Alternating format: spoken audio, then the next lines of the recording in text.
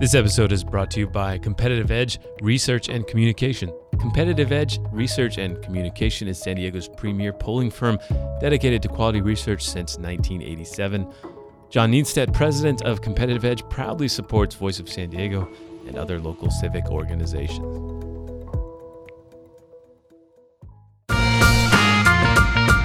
Welcome to the Voice of San Diego podcast, where we make sense of local politics, schools, housing, public safety, the civic issues that impact the life of a San Diego resident. We break it down so you can understand it and make educated decisions. Everything that goes into our investigative reporting, the journalists, public records requests, the data crunching, and this very show depends on the support of people like you because we're a nonprofit news organization.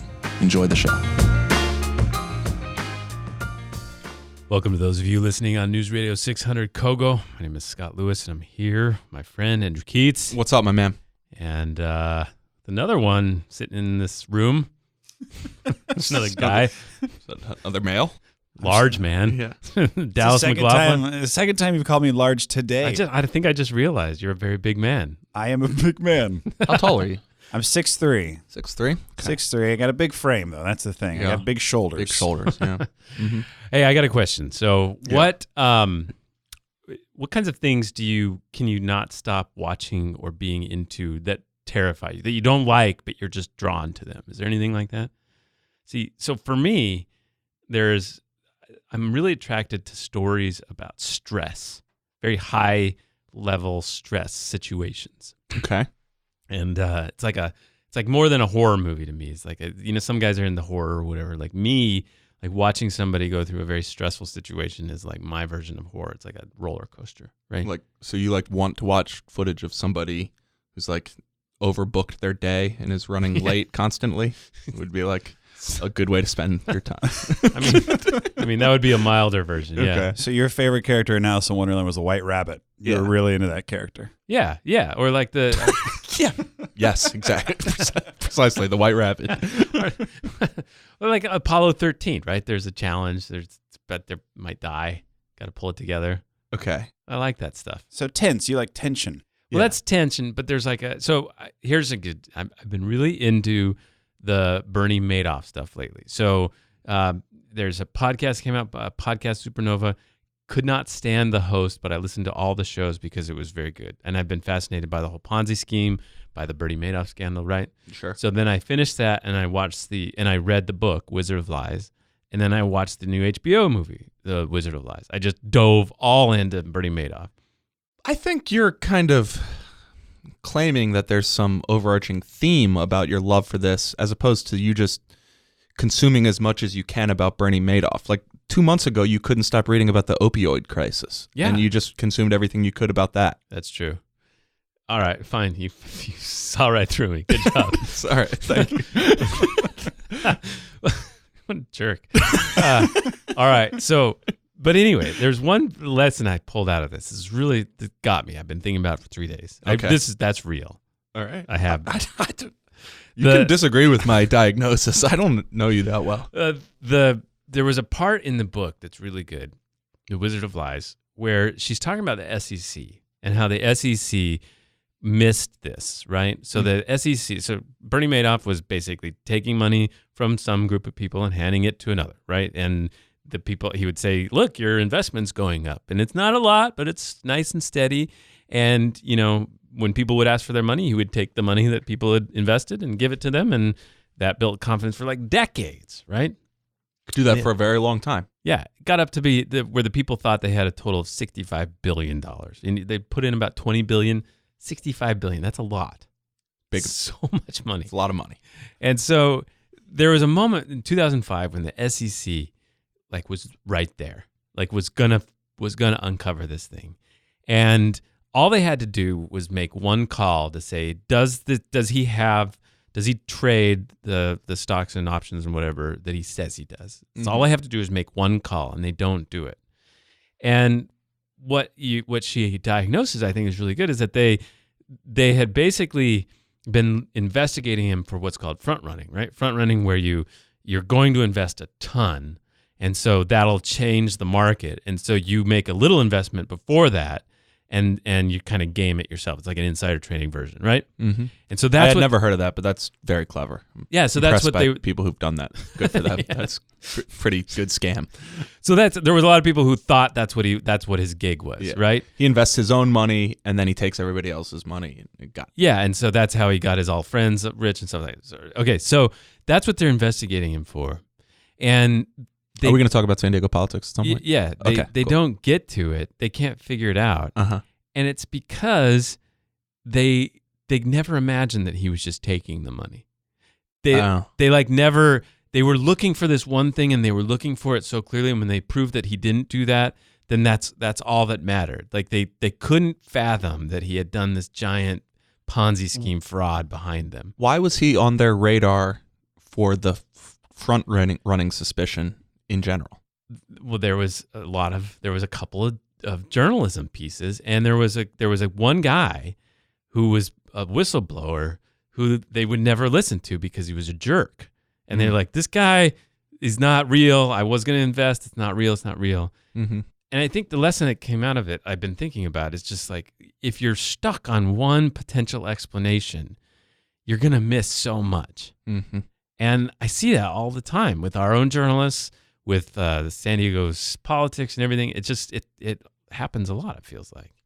That's good. That's a good insight. Well, and so... That is a good insight. I'm not being facetious. That was a good insight. Don't patronize me. So I can't pay you a compliment anymore. I It's agree with unbelievable. Andy. That was a great insight, Scott.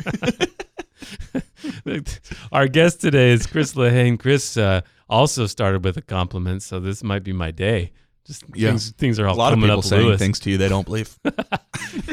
Chris is the other side of the Masters of Disaster of Mark Fabiani. Now he's the director of VP of Government Relations for the Airbnb.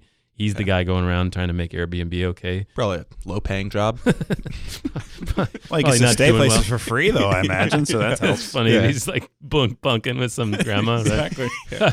Anyway, he's on soon. Also going to talk about this controversy about the San Diego's not official beer. But speaking of investigations and sort of not necessarily knowing what you're looking, keeping your eyes open and finding a bunch of stuff out, you found yet more out about the San Diego Association of Governments. So explain to me what you found, why it matters. Okay. What I found, the most recent revelation about the San Diego Association of Governments, is that in 2004, when they asked voters to to extend the county's sales tax, they said that it would raise $14 billion, which they would then combine with state and federal money to build a list of projects. And it was just like last year where this was the number and there was all the projects were listed and, this is vote for this. We can do all this stuff. Jockeying for like how you cut up the pie, how much of this type of project and this type of project. Fun fact, that was one of the first things I covered when I moved here. That's good. Well, here's something you missed back then. It wasn't going to bring in $14 billion, and they knew it at the time. It was going to bring in about $12.9 billion. And so basically what happens is every 4 years, the San Diego Association of Governments puts together a new long-term plan for the region. And when it does that, it creates a new economic forecast for how much money we're all going to have, how much money we're going to spend, how many people there are going to be, etc. The $14.2 billion estimate that they used to sell voters on came from a preliminary version of that forecast. By the time they finalized that forecast, they had downwardly revised a lot of their assumptions about the future of the economy. When they finally adopted it, that was 11 full months before the 2004 election. 11 full months. And that official forecast, the only one that was ever formally adopted by the board, made very clear that it would only raise $12.9 billion. So I guess another way to say it is they misled voters. They misled voters about what they were approving and how much money it was going to bring in, and therefore how many things they could do. And this was of particular interest to us because we had just done a series of investigative pieces saying that something very similar had happened with last year's tax increase. Now, I want to ask Dallas this because Dallas is more than just a large man. He is somebody. He is somebody who we're going to work with on potentially some podcast ideas, one of which was explain it to me. Yeah. And so if you were to be the explain it to me guy, did he explain it to you? What's your question? Well, I mean, my first question would be, what is the San Diego Association of Governments? Sure. That's a perfectly reasonable question. The San Diego Association of Governments is a regional planning organization. It is a little bit unlike other organizations like it around the state, but basically it's in charge of all the regional decision-making in San Diego County. The people who sit on its board are elected officials from all the other cities in the county, so Solana Beach, Del Mar, Lemon Grove, National City, 2 from the county of San Diego and 2 from the city of San Diego. They do have taxing authority, but they use it. They give some of that money to individual cities for their own infrastructure funding. They give some of it to MTS and NCTD to run the transit operations. And then they use it to do big regional projects that are essentially outside the scope of what individual cities are going to do. So that means freeways, transit lines, large habitat preservation, that sort of thing. So I like to say it's the United Nations of San Diego because it's representatives from every city, and they have troops stationed in Point Loma. And they get light For blue peacekeeping. helmets. Yeah. That was a better joke in my head. Well, in any case, but that's what we found. So back to your original point, like of why this information from 2004 was interesting to us. I think there's a couple reasons. One, I had already uncovered, I should say, that in this most recent November election, the SANDAG had a different sales tax on the ballot, which they went to the voters saying would raise $18 billion. And I uncovered emails and documents that made clear that they knew that it would not bring in that much money. So very similar. The difference this time back in 2004 is they formally adopted a measure saying that this would not raise $14 billion. In the more recent version, it was kind of just internal discussions that made clear that they knew, but there was no formal action. Well, let me ask you this, and you may be just about to explain it, but what is the benefit for the misleading voters? It's like basically that first one was a difference of $2 billion, which to me sounds like all the money in the world. But I mean, $2 billion, what's the point?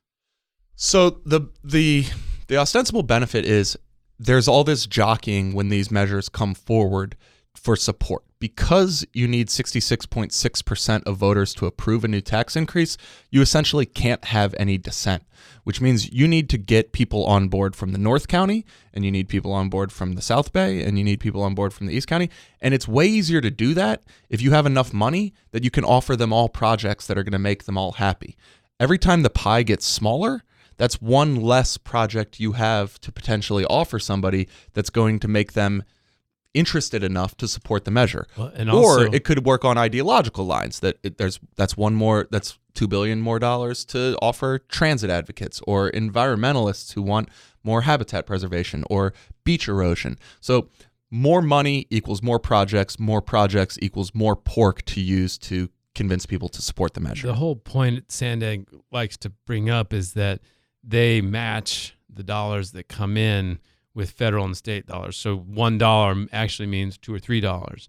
And so what they would, so like this is just $1 billion, except that's like the cost of a major trolley line or a highway improvement. So you might have a mayor in Poway or somewhere that says, I don't like this whole package, and they say, well, we'll do this big highway by your house and you can get credit for it.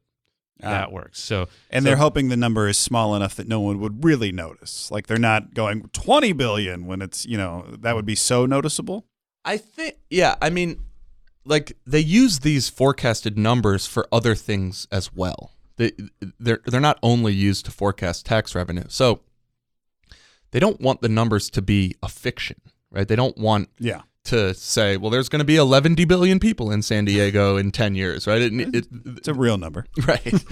That would be bad planning. And so it has to be within reason. I think what has happened in both of these instances is there was a problem. They made some changes, and it might not have been a scandal at all had they just said, hey, our preliminary forecast said it was going to be $14.2 billion, but we tweaked the numbers and turned some wrenches, and it's actually going to be 12.9 billion. People wouldn't have been angry, right? Like there wouldn't have been any problem with that. And the Measure A number, it's not like $18 billion. It has some magical value that because that appeared on the ballot, voters were overwhelmed with the possibilities and chose to support it. It's just that there was enough natural incentive for it to be bigger that they didn't want to choose to make it smaller, because then they have to make a bunch of different difficult decisions about what you take out of the plan. Basically, they never thought that this nerd would uncover it. Yeah. Well, right. So let's also be clear about something. Yeah. So they said they told voters it would raise 14.2 billion, and then the truth is they had forecasted it would only raise 12.9 billion, and the actual truth, the actual results has been that it's on track to raise like 9 billion. And that's what you uncovered just a few months ago, which, throws a lot of things into doubt, because it means that projects that they promised way back then are in jeopardy. Yeah, and when I had uncovered that back in the fall, a lot of people associated with SANDAG said, sure, collections are trailing behind what we thought they would be in 2004, but that's just because the economy was bad and it cratered during the Great Recession, and that's not our fault. We didn't see that coming, but no one saw that coming. So how can we be held accountable for a global economic crisis? What this demonstrates is they themselves knew, and they themselves had in fact formally adopted a measure saying 4 years before the recession that it would not bring in $14 billion. So it completely undermines the idea that this is totally the result of the recession. All right, we got another bit of news this week. Nathan Fletcher, maybe this time, Nathan Fletcher, former assemblyman, became an independent after he was the rising star of the GOP in California for a long time, and then switched, became independent, became a Democrat. Now he's deep in the Democratic world and got a bunch of labor endorsements, and he's running for soup. Yeah, so we had Omar Passons on a couple weeks ago to talk about his run. He was at that time the only person in the field. Now Fletcher is running. There are other names floating about. Bonnie DeMonis has publicly said she's exploring a run, but she has not yet said whether she will in fact run. Lori Saldana's name's been out there, so I don't know. That field is getting interesting, I think. The hot county soup race. It is a hot county soup race, and I guess you could figure out that, like, because it is so favorable to Democrats, that you could tell like a lot of people have had their eyes on it for a while, ever knowing that Ron Roberts was going to be termed out eventually, that this would be an opportunity to. I mean, it'll once it's taken over by a Democrat, it'll probably be held for a Democrat for quite a while. Yeah, this is the district that covers most of the city of San Diego. There's 5 county supervisors: East County, South Bay, North County, and North County Coast. And this is the one that is predominantly Democratic. So Bonnie DeMonis has a tough route, but it seems like she just wants to aim for Nathan in a way. It feels like they haven't settled something. Well, yeah, and I think in general, and we invited Nathan on the podcast to talk about his candidacy, and couldn't make it, but I'm sure we'll have him on eventually. I mean, I think he has consolidated a lot of support from labor and other groups on the left, but inevitably has lost 2 straight races based on getting attacked, really. I mean, just really getting both sides, yeah. From both sides. He's been attacked from the left and the right in multiple times. And so if you're looking at that seat, I would imagine a lot of people think, well, maybe that could happen again. Mm-hmm. And then there's an opportunity from me from the right if you're Bonnie DeMonis. Our hero of the week.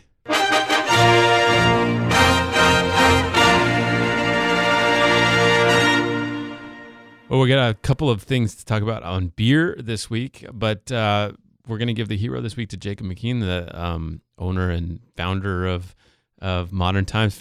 You're a fan, huh? I've known that dude forever. We played basketball together for a while. Is he good? No, but neither was I. It wasn't a good basketball game. Well, he decided to give 30% of his company to his employees through obviously a stock ownership plan that they'll earn over time, and that was just cool. It seems like it's like a business growing. It was an innovative approach, and you know how big a fan I am of people having equity. Yeah, you do. You like that. You even want people to own a worthless sports franchise. He's a good dude. Sorry, I don't mean to cut in. He's a great guy. I know several people that work for him as brewers, and they have nothing but wonderful things to say about him. Yeah. Yep. All right, our GOAT of the week. You lose! Good day, sir! All right, you have 2 minutes to drive this one home. Goat of the week this week is the San Diego Association of Governments, who now has racked up 3 instances in which they have knowingly withheld crucial information from voters before major decisions were put before them at the ballot to raise taxes. This pattern of behavior, which has now run on 3 times, shows a callous disregard for their responsibility towards their constituents, and that's at the very least. There's still potential that it's just something even more is going on, but we know at the very least that they just don't have any particular interest in putting all the information necessary before voters before they are asked to make a major decision, such as raising taxes on themselves for 40 consecutive years. And I think that is a crucial thing to remember here, because none of this had to be a scandal. All they really needed to do was disclose the information that they had at their disposal ahead of time, make some adjustments, and it would still be the same basic proposition facing voters. But instead, the information was not disclosed, and we are left sorting things out in a very ugly way. All right, did you get all your answers? Yeah, I think Jacob McKean's a good guy. Modern Times, really good beer. Yeah, we're still talking about that? All right, you please, if you support this podcast, want to keep listening to it, and you like things like the Morning Reporter or investigative work, please donate at voiceofsandiego.org/donate. Also, stay tuned. We got Chris Lehane and another issue, beer. We've got Candace Ely, who's going to come and explain the decision that the San Diego Tourism Authority made to declare an official destination beer for San Diego. I'm not clear on what the distinction is. Got some beer folks upset, and so we asked her to explain it. And she does, but we'll see what you think. So it's been the Voice of San Diego in partnership with News Radio 600 KOGO.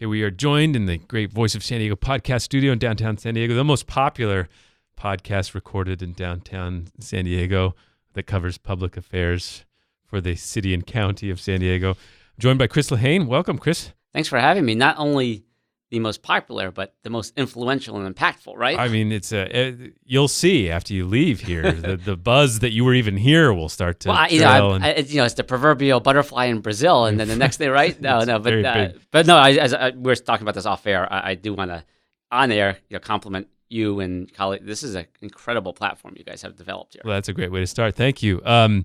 So let's first of all get some background. You are well known in the political consulting world.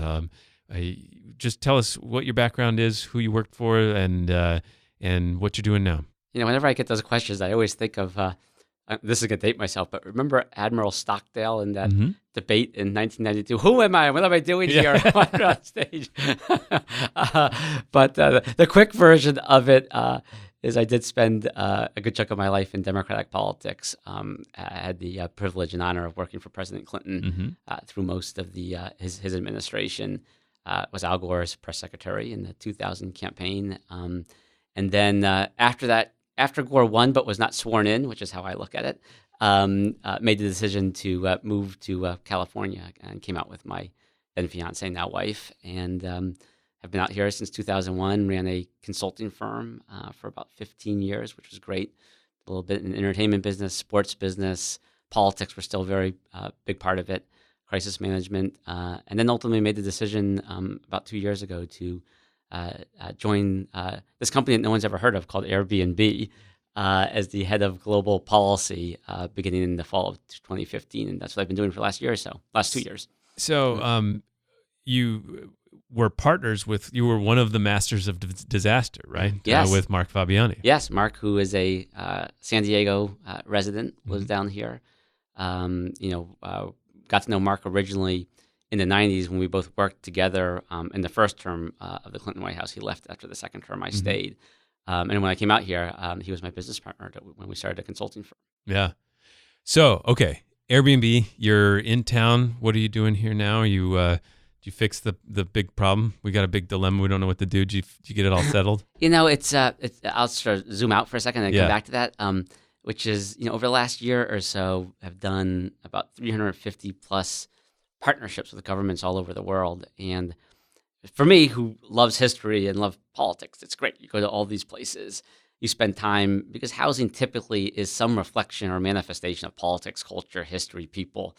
And so I love coming even down and spending a day in a place like San Diego, because one of the big lessons is every place is unique and different. Yeah. And so ultimately, what are you looking to solve for and address? I mean, we are in the process. Home sharing itself is not necessarily new. Over a digital platform, it is new. And so we're in the process of, effectively building the car, building the road, trying to figure out the rules of the road. Some people are throwing rocks at us while we're doing all of that.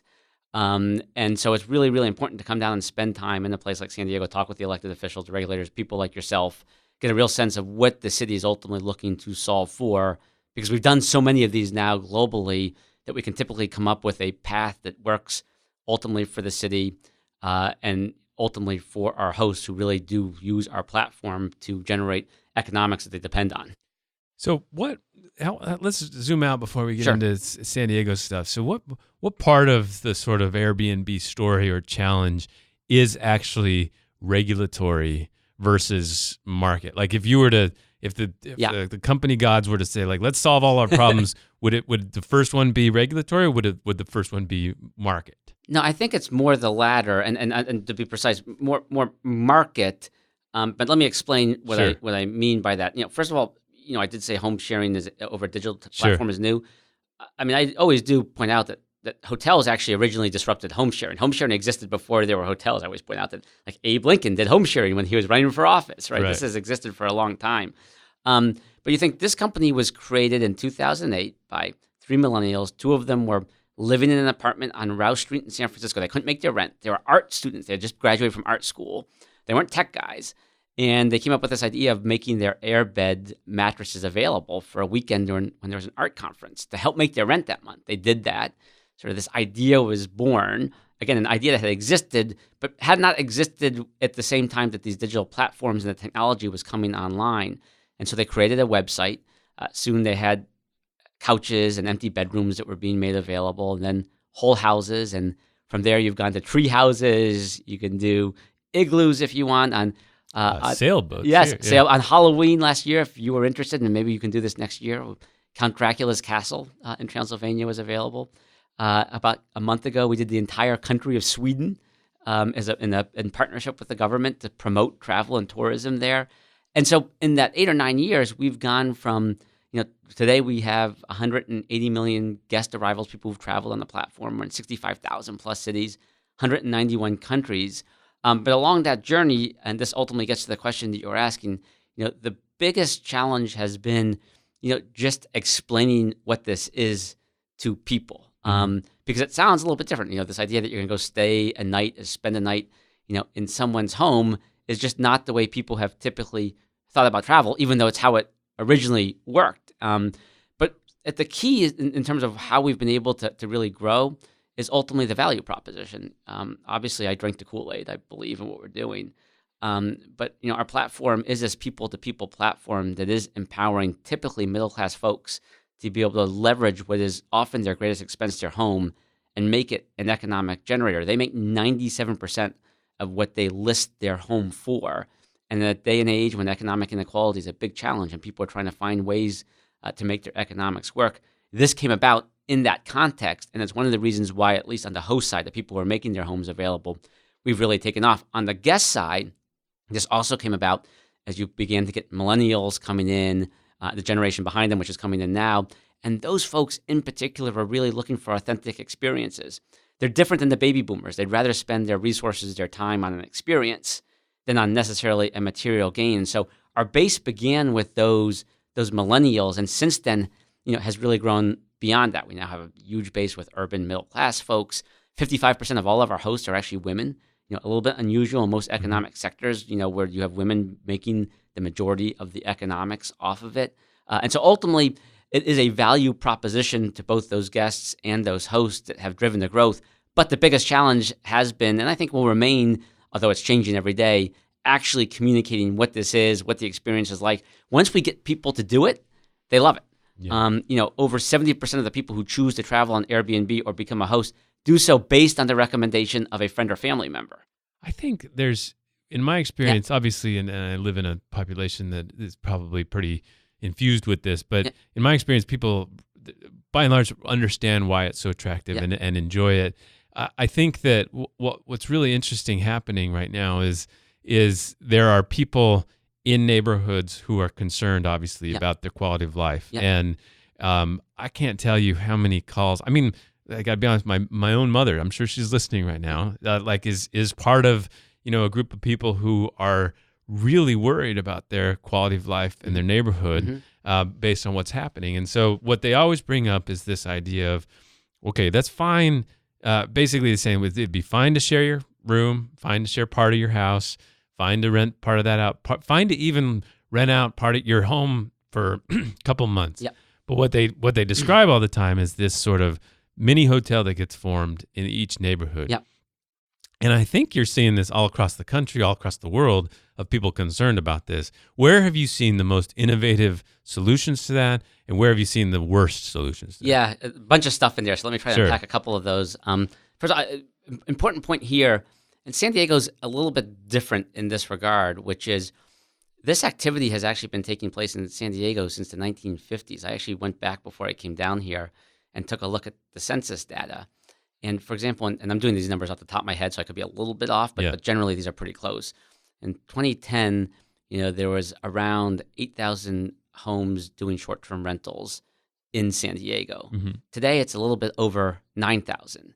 There hasn't been a huge material change, here in San Diego, in part because this has always been a vacation destination. I remember coming down here when I was in college on the way to go and drive down through Mexico. We stayed at a bungalow on the beach. I remember coming down 5 or 6 years ago with my family. This is even before I was even aware of Airbnb, and doing the Legoland, SeaWorld, excursion and staying at a short-term rental property. So I think it's always existed here in San Diego, but I think that's a little bit unique to the San Diego market. Taking a bigger step back and getting at your question.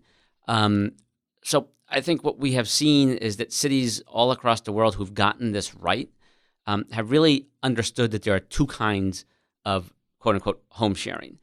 There are, and then bifurcate their policies to reflect this. There are those people who are using the homes that they live in, so-called primary homes, either a room in their home, a granny unit in their home, a basement type of unit, or their home when they're gone for a couple weeks. And making that available to help make ends meet. Mm-hmm. Broadly, globally, that reflects about 70% of the Airbnb hosts. And then there's a second category of, and again, this has existed for a long time here in San Diego, people who may be engaged in what you and I would call vacation rental activity or commercial activity. And what cities that have gotten this right, at least in my view, and again, 350 plus partnerships over the last years, they've really taken those two actions or practices, behaviors, and separated them. On the first one, when people are using the homes that they live in, really doing generally a light regulatory touch, maybe a light registration process, collecting the taxes, having some sense of who's doing what, making sure that you're taking some steps to assure that it's a primary home or a home that would otherwise not be available for long term. And you have that practice around those homes. And then you look at the commercial activity. and put a heavier regulatory touch, which then gives a city the ability to dial up or down how much of that activity is taking place, depending on what that city is looking to optimize for. So if you're if you're a place like San Diego, which is a big tourist economy and has long had this, do you want to be able to regulate it in a way so that you sort of maintain the same current levels that have historically been taking place? Do you want more? Do you want less? Some cities want more, some want less. Like Philadelphia, for example, did exactly this. They did this 2-track system, but they really wanted to increase the amount of commercial activity. The Pope was coming to Philly. The Democratic National Convention was coming. It's a city that's had a renaissance and has become a huge tourist destination, partially funded by public dollars, but not enough hotels to support the money staying in the city. So people are coming in, but then leaving and staying outside of the city. And so they actually really wanted to dial that up. Phoenix is another one that's been similar to that. Some places, and San Francisco is an example of this, didn't really want that activity because there's such a housing accessibility issue. So really look to dial that down. But really sort of separating those two practices, people doing it out of the homes that they live in versus people who are doing vacation rental commercial activity, and then putting in a regulatory approach, particularly for that second one, that really makes sense for what that particular city is looking to do from an economic perspective. Did you meet with our city attorney, Mara Elliott, today? I did. I did not. I had met mostly with city council folks and staff and officials. Did you meet with Barbara Bree?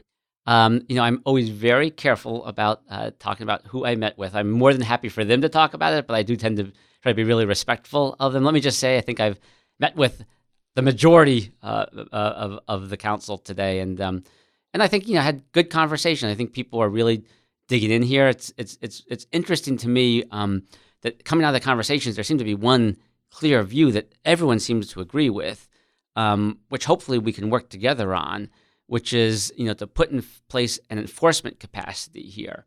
One of the issues that I really picked up on, and this is not unique to San Diego, but really was a focal point of the conversation today, is what can we do to help protect quality of life issues, which in short phrase, that party house, right? Yeah. Now we don't have that many, but the few that are out there create an image that we really want to address. It's actually not good for our other hosts. It's not good for our brand. It's not good for our reputation. And in any number of cities around the world, we've put in place provisions to be able to really effectively, address those party houses, get them removed, get them down. And so, what can you do as a company, though? Do you literally put money or resources? Yeah, we've done a whole variety of things. So in San Diego here, I think there's a clear way to do it, which is, you create a permit fee. Permit fee generates money. Money is then able to create a way for the enforcement office here in San Diego to be able to have officers or personnel that can work after 6 p.m. and on the weekends, which is when something like this would take place. And right now, there's no capacity for the city to actually use its existing codes and enforcement capacity that it's authorized to use, but they can't really apply it because they don't have people on board. And what we've done in other places, so in Chicago, we created something called 3 strikes and you're out. And in Chicago, by the way, Chicago has a law that's probably unique to Chicago. It's called the scofflaw law.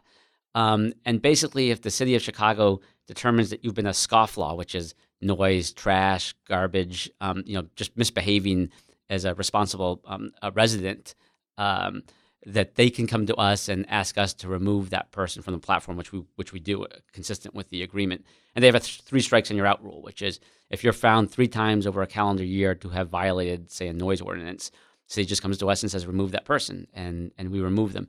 In other places, we have MOUs, memorandums of understanding, where we create protocols where cities identify someone who's been doing something, and they bring it to us, and we take action. In Austin, Texas, there was a situation where there was about doing this off the top of my head, about 4,000, 5,000 hosts, and there were about 4 or 5 homes that were party houses that were being used by the UT, University of Texas frats and sororities.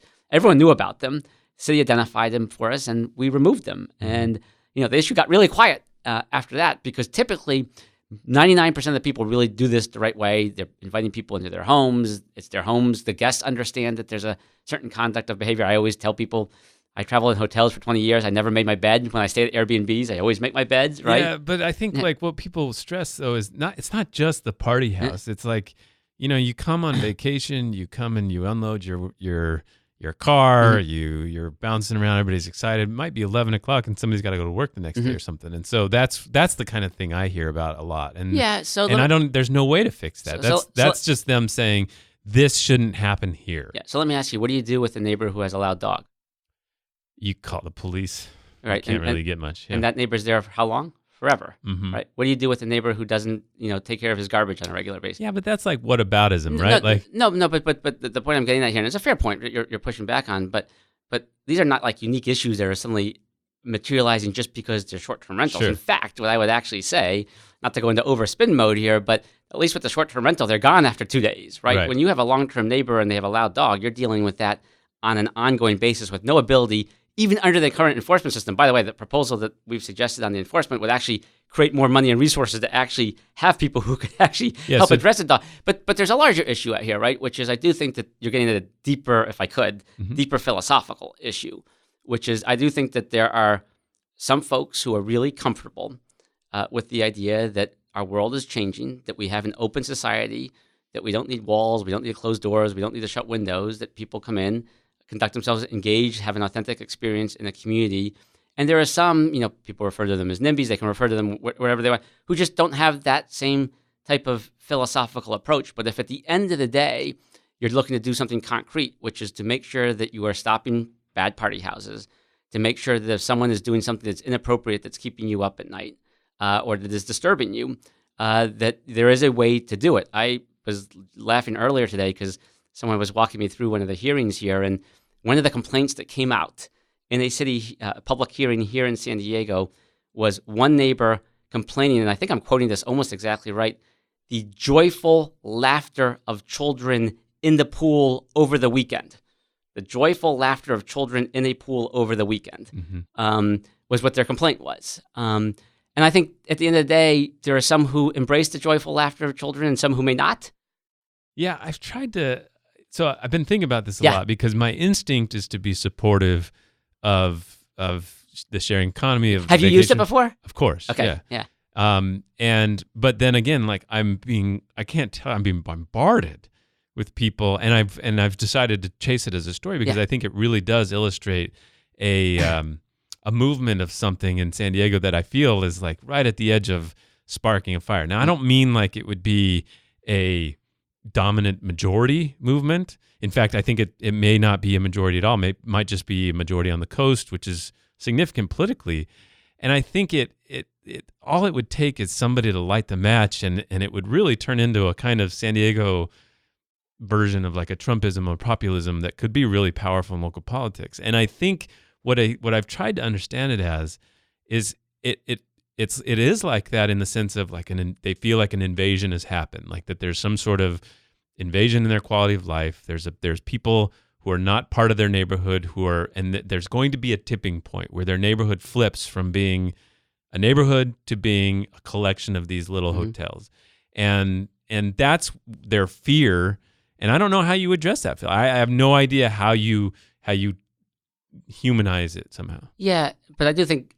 Look, there's emotions and then there's facts. Sure. And you have to talk about both of them, right? But if you do look at the facts, and we began talking about this, the numbers haven't changed in San Diego in a material way. They just haven't. I mean, you should go back and look at the census data. I'll get it for you if you want to take a look at it. That just hasn't happened, right? And this is a place that has for decades been a tour. I mean, the behavior and conduct has not changed. I think the profile and the fact that there's a digital platform out there that people now know about and themselves are traveling on, right? You're probably a little bit aware of it because you've traveled on it.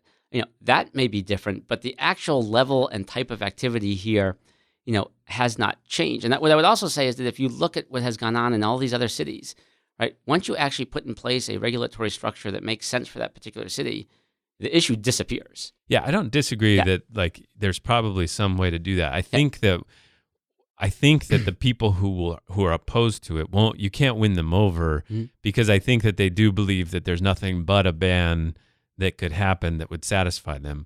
But is there any way to address though that concern of like a tipping point of a neighborhood? I mean, if these millennials want an authentic experience, they're not going to want the neighborhood that's filled with these vacation rentals. And yet there does seem to be an economic moment where it would be more advantageous for my parents to flip that into a mini hotel or something. Yeah. So first of all, there are basic sort of supply and demand economics in place, right? I mean, I think actually if you look at the underlying data in San Diego, you are at a mature market. You're not going to. There's a reason why it hasn't grown here in any real material way over a 20 or 30 year period, because your market is what your market is, and you have an enormous number of hotels that are coming online.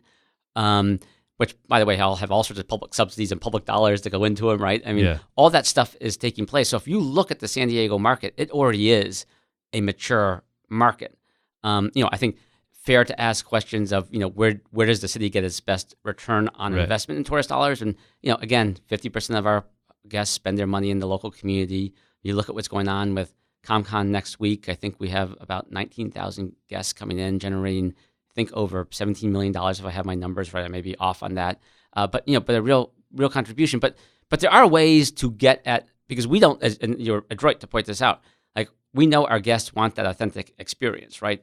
They don't want to be in a apartment that's been converted into effectively a hotel. And there are things you can do. You can do something like, here in San Diego, I think the big issue that people are going to need to get their hands around is what these so-called investment properties, right? Someone coming in. Now, again, these have long existed. There's a lot of properties in San Diego. I met some folks last night, retired military, served here, out of San Diego, and had bought a bungalow, while they were there, and they now rent that out. They have 2 of them, I think. That's their economics.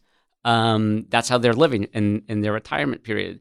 But can you distinguish between, and you absolutely can, people who are doing this as real big-time operators commercially versus some who are doing it to help sort of create almost small business micro-entrepreneurs? And so something like limiting, how many properties you can actually have, serves as a pretty effective way to be able to get at, the issue that you are touching base on. And so the bigger point in all of this, when I sort of said how you sort of separate the 2 practices, once you get to that commercial vacation rental, there's all sorts of tools that you can bring into play. I do think, important to recognize that here in San Diego, particularly in some of these communities, they have long been commercial properties, right? And the economy is dependent on it. It relates to it. I've met all sorts of people who talk about that. And so how do you take a look at what's really going on here, understand the reality of how people are traveling and how they're conducting themselves, and put in place a structure that actually makes sense given the realities?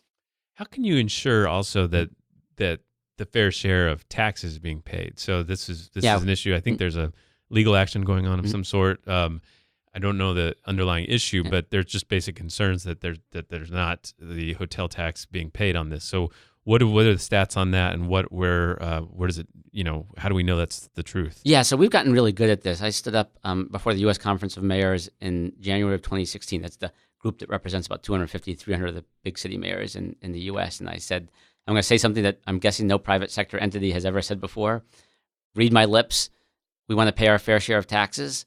It was silent at first because I don't think that really processed it, what I was really saying, so I had to say it again. George Bush. Yeah, it was a good George Bush. I think I appreciate the historical connection there. And so, we've gone and put in place what are called VCAs, which are voluntary collection agreements, where we are given the authority by a local city to go collect the tourist or hotel or bed tax. It's called different things in different places at the point of the transaction, because on the Airbnb platform, we handle all the entire financial transaction.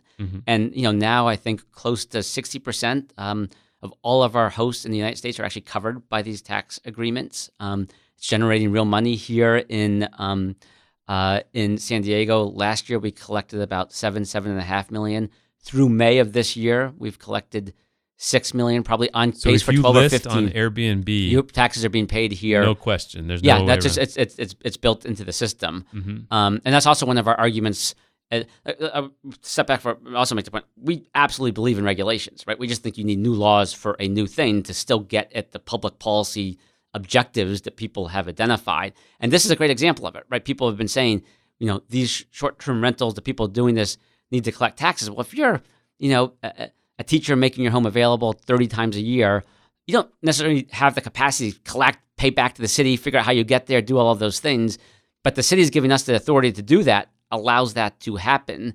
And we've always thought that, a regulatory approach here in San Diego, should apply that to everyone doing this. So I was at a town hall in Ocean Beach, and Mara Elliott, the city attorney, showed up there, and even though she's like their champion, they were yelling at her because she was just the only representative of the city. And her whole point was she made this declaration that they're prohibited. and the mayor decided not to enforce that. We're at this weird stalemate. I don't understand what's paralyzing the city to come up with a solution on this, but it seems paralyzed right now. What is your take on what could sort of jar us out of that after you've met with everybody here? You've seen the lobbying efforts. You've seen the proposals. What's going to happen? It's a great question in terms of whether you can sort of land the plane. I certainly think that there is a clear path around this enforcement approach that we've talked about, and I think that would, in and of itself, go a long way to addressing a lot of issues here. Give them like special uniforms. Like, you could get special uniforms, nice little hats, right? Patrol, yes, you could show up with a feather duster and all sorts of things, right? But I do think it would go a long way because you'd actually have something that was really working and funded, so that some of these issues were really being addressed. I think there seems to be a general consensus, and I certainly don't want to speak for the council members. I learned long ago not to speak for other folks, but I think there seems to be broad consensus on the idea that people should be able to use their primary homes, hosted or unhosted, right? The homes that otherwise aren't available for long-term rentals. I think what people need to figure out is really this commercial aspect of it. And I think one of the reasons why there's a real struggle and challenge here is that you have this tension between a business that has operated here for decades, an economy here that is really dependent on the tourism that comes from that, with how do they sort of regulate that? And I think that they have grappled with it. I think there are some potential solutions. I've identified some in this conversation, particularly if the real focus is on investor-owned properties, figure out what makes sense in terms of what that number should be. But I think ultimately that's the piece that folks do need to figure out. I do think that maybe there's just a first step here where you put the enforcement piece in place, see what that does, and then take learnings from that. Because as I said, I think there's general agreement on a couple key pieces, and then how do you sort of identify that final thing where there's just a lot of complexity here. Other point, I shared this today, cities who've done this well have kept it simple so that the enforcement actually works. They find a way to put money so that there is enforcement resources to make sure it's being enforced. And third, they understand and take into account the behavior of humans. And the analogy that I always use is if you're going to have people drive 10 miles an hour on the highway, they're not. If you identify a speed limit of 55, 65, most are. There will be some who don't, but it's much easier to target those who don't. And so this is a wildly popular activity. Hosts depend on it for economics. There's been a long history of tourism in San Diego. And the guests, and this is really, really telling, the guests who travel on Airbnb into San Diego, we see this from our survey data, give some of their best ratings of the world to the hosts in San Diego. So they're obviously having a great time here. Some of it's obviously natural beauty, the sun, food, the different events you can do. But great a big part of podcast. The great political. You beat me to the punch. Come on, man. Yes, of course, a great political podcast. But also a big chunk of it is great hosts here, and people are having a great experience, and then that helps promote. San Diego is a great destination city. Well, Chris Lehane from Airbnb, thanks for stopping by. Thank you. I hope I can come back. Yeah, anytime. You're welcome. That's good. Thank you. Maybe we can get you to come up and do a podcast from the road up in our headquarters in San Francisco. I love San Francisco. Anytime I can go. Yeah. Okay, we'll have you. Thank you, man.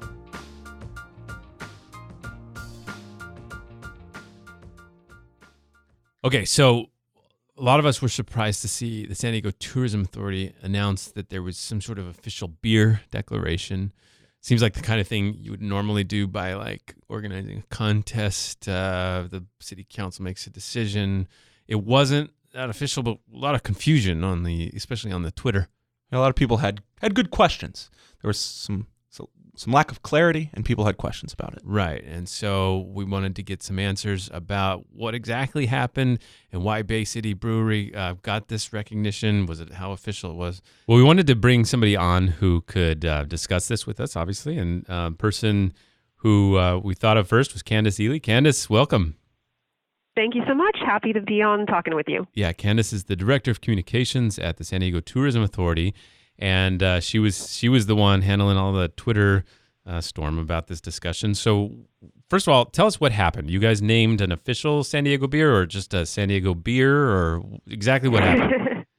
Somewhere in the middle. So the San Diego Tourism Authority partnered with Bay City Brewing Company to do a collaboration beer. And the way we've been describing it is we're the first travel destination to do a branded beer. So we've been calling that sort of the official destination craft beer. And then, of course, that gets shortened when you're talking on the internet just down to official beer of San Diego. I want to be clear that, the city of San Diego, the mayor, the county, any of the civic entities weren't involved. So the official designation is, of course, a little tongue-in-cheek. And it wasn't that you picked a beer out of many, it's that you built a beer with them, is what you're saying. Exactly. And I think that was a big source of confusion for people. Some folks were like, well, how did you pick this beer, out of all of the beers in San Diego? And to try all of the beers in San Diego and then pick one would have been, I think, impossible, at least from my liver's perspective. So we did talk with Bay City about the idea of creating a brand new beer that kind of captured the spirit of San Diego in a glass, which is, a very esoteric idea, but I think we did a pretty good job. Did you consider, at the onset of this project, did you consider holding some sort of contest or some sort of competition where you would winnow through either breweries or specific beers or something like that would have potentially opened the process up to other people who might have wanted to be involved? We didn't at any point discuss the idea of a contest or anything like that. In the past, this idea, we've been floating it around internally for really a couple of years. I think maybe even 3 years ago was the first time that we had kind of brought it up internally. And I had talked to a few brewers just kind of casually. I was like, hey, what do you think of this idea? And there was sort of like, well, yeah, I don't know, sounds interesting, maybe. And it didn't really materialize from there. And then it was kind of just sitting on the back burner. And Bay City Brewing is a member of the San Diego Tourism Authority. We do have several breweries that are members, like Stone and Green Flash, and even smaller ones like Pure Project are members. And they actually came to us and said, hey, we're interested in doing some kind of collaboration. And we, were reminded of this idea that we had in the past and thought, hey, let's just kind of seize the opportunity and experiment and see how this goes. Do you think it unfairly highlights Bay City, or do you think there's is there any blowback coming, or is this just a little something we saw on Twitter, nothing more? We've heard a little bit of feedback in that respect, and I certainly understand where that concern is coming from. I don't think that it will really end up being any specific benefit to Bay City over other breweries, because the way that we're marketing this is really outside of San Diego. It's to visitors. So, most visitors are coming into San Diego. They probably, if they know about our craft beer scene, they probably know about Stone, maybe one or two others that are bigger names. This was more of an entry point to say, hey, here's our San Diego destination beer. If you try it, maybe check out some other breweries. Again, it was really Peter Rowe in his article in the UT had a great way of describing it. He's sort of saying, like, it's like when you get to Hawaii and they give you a lei. It's sort of like you're welcome to the destination. So that was where we were coming from with positioning this in other cities and even in other countries. So I think maybe this might have gone over differently if it had been more clear. What you said to us at the beginning was that this is the official beer of the tourist destination. Do I have that right?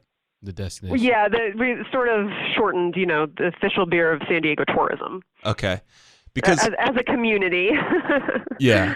So I guess maybe one of the issues that people seem to have with it is that the tourism authority is a private entity, not a public entity, and that the expression of something that is officially or overarching over the city as a whole it suggests some sort of public decision-making process. Yeah, but this is what they do all the time, right? With all their ads and everything. They're like, they're putting the branding on San Diego and doing it on our behalf in a way. Yeah. So in general, do you understand the confusion that it's been met with to some extent in some corners? Oh yeah, I certainly understand the confusion. And again, particularly around the idea that there was some sort of like judging or extensive process where we were in some way saying that this was the best beer in San Diego. We're definitely not saying that. I mean, there are plenty of beer competitions that happen all the time that are, gonna judge that. But kind of to Scott's point, it's really the nature of tourism marketing is a lot of the time you're picking out one or two features. We might run some sponsored content on BuzzFeed where we highlight like 3 different museums. We're not going to be able to highlight every museum in San Diego and every promotion that we do. So we try to strike a balance. Last year we did, for our Guides to the Good Stuff series, we featured Green Flash. In previous episodes of that, we featured Stone. We try to kind of spread the love around between different breweries, between different members, between different businesses in San Diego to highlight them in different promotions. All right. Candace, thank you for joining us. Appreciate the time. Oh, happy to talk to you guys.